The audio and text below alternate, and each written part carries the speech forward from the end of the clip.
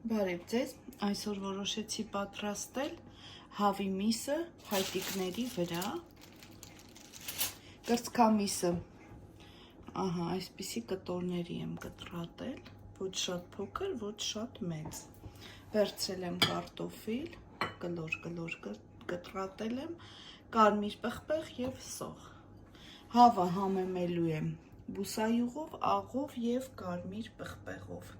և հերթով շարելու եմ փայտիկների վրա։ Ես շարեցի ամբողջը, տեսեք ինչքան գեղեցիկ է ստացվել, ջեռոցը նախօրոք միացրեք, մաքսիմումի վրա եմ եփելու, տեսնենք ինչքան ժամանակում կկարմրի և կեփվի։ Վերջում էլ այսպես մի քիչ օրեգանո եմ այսպես ցանելու, ավելի համեղ կլինի։